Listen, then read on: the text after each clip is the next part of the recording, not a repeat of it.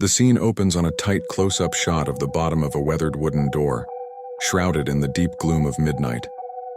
A realistic, low-lying fog swirls gently across the floor, clinging to the damp wood and reflecting the faint light.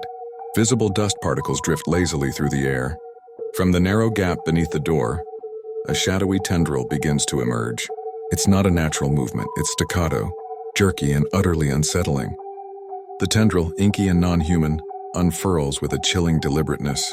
The lighting is stark, a strong rim light that casts long teal shadows while catching the wet textures on the door with warm, contrasting highlights.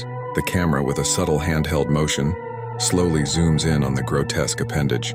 The 24 FPS motion blur adds a cinematic, almost dreamlike quality to the terrifying sight. Voiceover, a low, trembling whisper. It's been there for hours. Listening, waiting. I don't know what it is, but It won't come off. I scrubbed until my skin was raw, but the mark, it just stayed. Then the whispers began. A voice, not in my ears, but inside my head, speaking of shadows and forgotten things. It showed me glimpses, a world of tangled black spires under a dead sun. I saw it there waiting. I finally understood. This wasn't just a mark. It was a doorway and it was opening. The whispers never stopped. They promised power, showed me galaxies born from screams.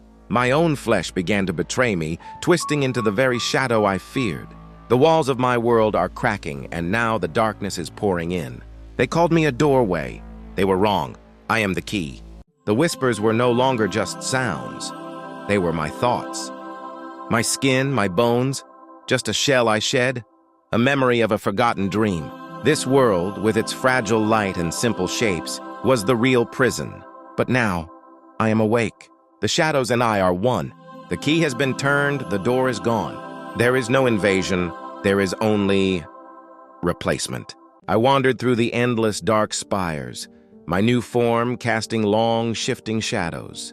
There was no pain, no fear, only a vast, cold emptiness. I looked down at my tendril hands, remembering a life that felt like a distant echo. A single tear, black and viscous, traced a path down my formless face. I was home. I was alone.